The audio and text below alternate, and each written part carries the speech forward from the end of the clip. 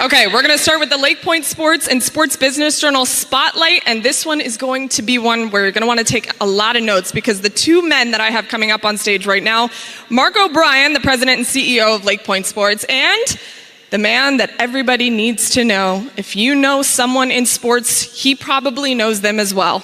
Abe Madkour from the Sports Business Journal here to join us as well. We're so excited to have them both. Welcome them to the stage.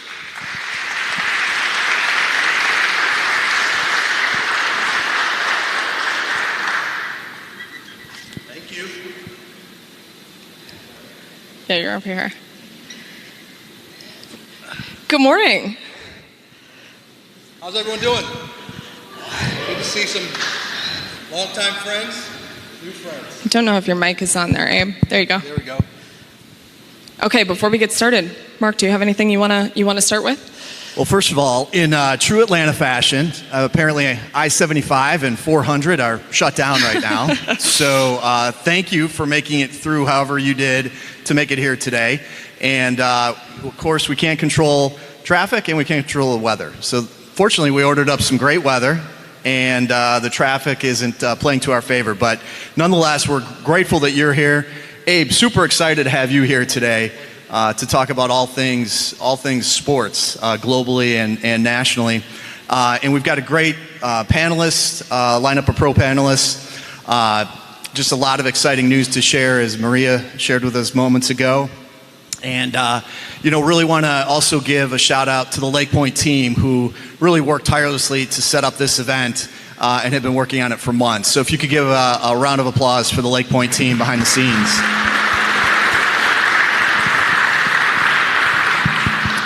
And then, of course, not only do we have attendance here, but because sometimes, traffic on the internet isn't as congested as Atlanta traffic, we actually have, representing the national champion Georgia Bulldogs, we have UGA streaming live this event this morning. So very excited to have UGA streaming live in their sports management program participating in this event. So thank you to Professor Harris and the UGA University for participating in this event. So with that, I'll turn it over to you, Maria, and thanks so much for being here today. Absolutely, yeah, and good morning to everyone at the University of Georgia, and go Dogs. Don't tell anyone I said that, by the way. I went to the University of Mississippi, Ole Miss, hotty toddy. Abe, good morning to you. We're so excited that you're here. As I told everybody, you're the guy to know when it comes to anything in the sports world. Most recently, you were at the US Open. Let's start with that. How was that event? And you told me that it was one of the best ones that you go to. Yeah, I think that, is this working? Yeah, so I think that the US Open, I just went to a great event. Really, I think you're seeing a real run of energy and investment in the sports business overall. If you're in the sports business right now, it's a very exciting place to be in. There's a lot of deal flow. There's a lot of capital investment. It's a very hot, interesting space for people with money to be in. I think you're seeing a run of great events and interest in sports business right now. We could talk more about youth sports, but at the US Open was a great example. I mean, you are seeing a post-COVID snapback in interest and attendance. They had record attendance at the US Open. Their ratings were up 50% over previous years. ESPN had their best tennis ratings for the event ever. Of course, it had great storylines. Maria, with Serena and some of the younger players, and Tiafoe and some others. But I think you're going to see it continue. Look at the ratings for week 1 of the NFL and going into the fall and college football. And I just think that we're in a really exciting spot. Now, we could talk about possible headwinds of inflation or recessionary threats. But right now, we're very, very bullish on the sports industry. Yeah, I mean, as I said before, it's booming everywhere. And we're seeing that here in Georgia. We're seeing that nationwide. US Open, a great example of that. Mark, he talked about some of the challenges, I think, facing the industry, and especially here at LakePoint, the leader of travel and youth sports. What challenges do you believe that this industry is facing at the moment? Yeah, and I, certainly have to give a nod to the NFL, and if anybody watched any football yesterday, it was crazy comebacks. Amazing, yeah. And of course, the Packers played last night with a great victory. So, as a Packers fan, I have to get that in there. Some of the headwinds, and Abe hit on it, I'm excited that he's very bullish globally and certainly in the U.S., but I think some of the things that we talk about, and it's affecting all of us in this room, certainly inflation, is a real challenge. And it's something that we're talking about literally on a daily basis across the industry in youth sports, because it's impacting everything that we offer in the youth sports industry, and certainly at LakePoint. I think another headwind that we need to recognize in the youth sports industry is accessibility, and how we provide access to different demographics across our country to allow them to enjoy campuses like, right here at LakePoint, where we're very fortunate to provide different types of programming and opportunities where there is access, but sometimes that's not always the case. So I think that's another headwind that we look at is really the accessibility correlated with inflationary times, because those two will go hand in hand as it impacts the general public. I think the other piece is labor. You've heard a lot about labor, and so that's impacting everyone across the board, and Abe might have some insights on that from a more broader global professional sports industry perspective. Industry fragmentation would be the fourth one that I think we have to really recognize and understand. Because of that fragmentation, the guest experience is really hampered.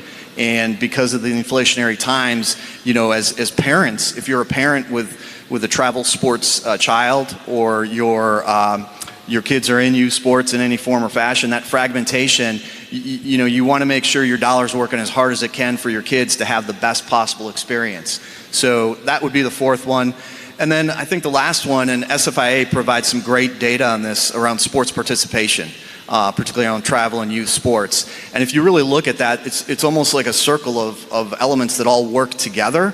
And so you can look at them as headwinds. Certainly we look at them as opportunities at LakePoint, and we're talking about these topics and trying to address them the best that we can as a leader in the youth sports and travel industry with our partners that we work with across a variety of sports. Real quick on that, so you're bullish on the trends in terms of participation with the SFIA data? Yeah. Because you saw football kind of stagnate for a little while, or it's level set now. You're seeing rise in baseball? So what we see, and they do studies from 6 to 18, and then if you dissect the data from 13 to 18-year-olds, which is really our sweet spot, you saw a tick up in flag football. So flag football continues to see a positive trend. Basketball has seen a positive trend. We see baseball, we see some positive numbers in baseball, particularly in travel baseball. And then I think it's how do you navigate some of the headwinds we talked about so that there is accessibility. And certainly Major League Baseball, that would be music to their ears if they're seeing an uptick in participation in baseball with their youth movement and trying to bring younger demographics to the sport. So we look to try to accelerate participation as much as we can. It's funny, Maria, because on that, the national narrative of baseball not identifying to young fans today, if you dig into the data, to your point, it's more complex than that. They actually are doing a little better among young fans than the national perception and the narrative is. And I was here yesterday, and we talked about it, like the number and energy behind youth baseball, high school baseball, I do think bodes well for baseball's future in terms of interest in the sport. Yeah, I couldn't agree more. And, he was making a lot of really great points about the headwinds facing youth sports industry. What do you think it is about the sports industry as a whole? What are the headwinds that the sports industry is facing? Well, he talked about this is more of a, logistical headwind, but staffing is still an issue. You go to a national event, they're still having trouble getting food and beverage, and concessionaires are having trouble staffing. If you go to a concourse at an NFL stadium at the upper level, those were generally run by nonprofits at times. Those are still being challenged. I do think, price elasticity, Maria, in terms of a recession, I do think you have to be very careful about your pricing plan right now. I was surprised to see how aggressive the Falcons were turning on the TV yesterday and seeing them with a pretty broad media campaign, touting accessibility, touting tickets, touting free tickets to away games. So I think teams are very cognizant of the fact that they need to do more and more to get people to the facility, because we're still seeing a lot of, I would say, people who don't love the in-venue experience. Now, you mentioned the success of your teams in Georgia. I think one of the most underrated successes in all of team sports is the Atlanta Braves and what they've done around the Battery and Truist, okay? But that's a whole complex and a mixed-use development, which we will see more of in sports business, because it brings people in and it keeps people there.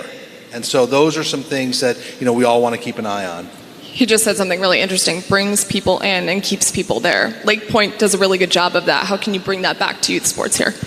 Well, I think, it all comes down to the guest experience. It does. And so as we have great partnerships with the likes of Prep Baseball Report and the tremendous job you'll hear from Shooter later this morning. Sean and Matt Yarber here, they do just a tremendous job of creating the best. Like this weekend, we had another just incredible lineup of top tier players from across the country. In fact, Manny Ramirez was walking around campus. He wasn't playing, but he was walking around campus, and that's not atypical. We have a lot of Major League Baseball players that their kids will come through here and play at a high level. So first of all, it starts with the types of competition that you're putting out there, because it's all about these kids want to play against the best in the country. They want to be seen from college scouts, so we had a lot of college scouts here, and they want to have opportunity to improve at the level they're playing at, but also to get to the next level. And then it's the amenities around that. So how do we create an environment that really plays to not only the athletes and the coaches, but the family members? And so that's your F&B program, your technology, your tech stack, the retail components that you offer. It's really making sure, and for us, a campus the size of LakePoint with the audiences that we reach, we want to make sure that we segment the experience by sport, by event, by venue, so it's not a cookie cutter approach, because it's not just one audience that we serve. Abe, you said that you were here yesterday. You're here now, obviously. What's your overall impression of LakePoint, and what's the biggest point of emphasis at this place? Well, I think this sits at a really interesting epicenter of what we're seeing in sports. John, you see it, Andrew sees it, I know a lot. We're right here at LakePoint, you are creating content 365. And in my world, at sports business, I'm seeing so many investments in content creation and content distribution tied to technology. Okay? So that's where you're going to see more and more deal flow, and that's where you're going to see more and more private equity pouring money into the sports space, because sports content resonates. Okay? So what I like where Mark's sitting is he's in that nice epicenter. Now, I think a lot of the challenges he hit on were pretty good. It's very fragmented, youth sports. Very. Okay, but this complex, I was struck by, I would say the facility obviously is top notch. The fields are unbelievable. I think you need more, and I said this to you last night, you need more hotels and you need more dining, obviously, in this market, but it's a very beautiful, convenient location. But there are other facilities. There's one in Arizona, there's one in Indiana. You have IMG Academy, which is for the high end, certainly in Florida. But he also mentioned a couple things. Accessibility, because there's a narrative out there that youth sports isn't accessible to those who want to play the most. That it's still an elitist game where only the rich can play in that space, Maria. And so for you to make this more accessible for a wide scope of attendees, I think behooves. But there's still a lot of obstacles when it comes to youth sports. And one of the things that's an obstacle, I think, for everybody, the last 3 years really with the pandemic, there have been obstacles, especially in youth and travel sports. Mark, how have the last 2 years been for LakePoint, and what's the future looking like for you guys? Yeah, I'd position it more as the youth travel or travel and youth sports industry as a whole. And there's a slide we have from Sports ETA. They just released their state of the industry study, and it's a $40 billion industry. And certainly the last 2 years, everyone has been navigating how to safely reopen. We were fortunate to be in Georgia, where Governor Kemp was very proactive in pro-business and supporting companies to reopen at their discretion in a safe manner. And so on this slide, you'll see the dip in 2020, but the rebound in 2021, and we expect continued growth in 2022. So this $40 billion industry is resilient, and much like the broader sports industry. And so Abe's points, couldn't agree more in terms of the opportunity for us to continue to grow the industry as a whole. And then at LakePoint, we're a microcosm of the broader industry. Even though we have a leadership position, it's an opportunity for us to make sure that when we approach the marketplace, we're doing so with the guest in mind. So everything we talk about is the guest experience, and it has everything to do with our approach to really making sure that we play to our strengths and really have the guest in mind at every turn point when we execute. You also, one other quick thing, don't sleep on women's sports. Women's sports right now is incredibly hot. And I think that bodes well for the number of young female athletes I saw here playing yesterday. Over the weekend, you had 32,000 in San Diego for an NWSL game against Angel City. That was an NWSL record. 32,000. Maria, there are a lot of baseball teams that aren't getting 30,000 for their baseball game. And so we are seeing, and then when you think about the big events that are coming up, the Women's World Cup potentially in America, you have the US, Mexico, and Canada hosting the 26th World Cup. You have LA 28. Just 2 years after that, there is going to be a run of major global events right here in America that I think bode well to just the energy and growth of sport. Well, Abe, that was, we didn't rehearse this, so that was almost, he teed that one up nicely. We've got Dave Smith here from NASA Top Hat, the top soccer club in the country for men's and women's, and women's sports is certainly on fire. You see it in fast pitch softball, unequivocally. Volleyball, we had a massive volleyball event on Saturday out here through our relationship with Rally Volleyball, and just tremendous growth that we're seeing in female sports. But soccer, no doubt, will continue to be a sport. We'll see more and more growth with the World Cup coming to Atlanta, let alone the U.S. When I talk to athletic directors and high-level people at ESPN on the programming side, the two sports that they're really bullish on, women's volleyball and softball. When I say bullish, I mean they see real growth in those two sports. Yeah, and we're going to be talking all about women's sports later on. We have a whole panel on that, so I'm glad you guys already teed this up and beat us to it. That's great. You're adding some great insight. We're going to have to wrap up here in a minute, which I knew you guys would fill this time beautifully, and you've given us so many good points and good insight. But Abe, before we let you go, are there any other global or national sports business insights that you can share with us today? Yeah, I mean, just what I've been saying, I think that we're in a really interesting, I would say, point. It's very dynamic. There's a ton of private equity funding, like the likes of Silver Lake investing almost weekly in either a team or a league or an entity or a technology or a network. I think that you're seeing, while the entertainment industry and the theater and the films struggle a little bit, Maria, I do think that you're seeing more and more of the live sports experience continuing to be amplified and continuing to grow. So again, we got to make sure the experience is good. We got to make sure our competition is sound and integrity. And then I think that, only the executives can kind of get in the way of sports' future growth and success. I really feel that way. That's great. We're going to take it home with you, Mark, okay? Because when you were talking about those numbers, all of those national numbers, how do they correlate to here? This is the leader in youth and travel sports, LakePoint is. So how does that all correlate to right here? Yeah, I mean, I think it really dovetails off of what Abe just said on a global level. And while we have tremendous growth and momentum, and there's a lot of positive opportunity in the marketplace, even in the face of headwinds, it comes down to your value proposition. And that goes across your customer stream. So your value proposition for the athletes and the coaches, the teams that are coming out here, the families when they get here, and then our partners, our sponsors that we work with. How are we looking at elevating the guest experience? And then also working with them to make sure we achieve their objectives as we elevate the guest experience, meeting the objectives of the families that travel here and the athletes who compete here.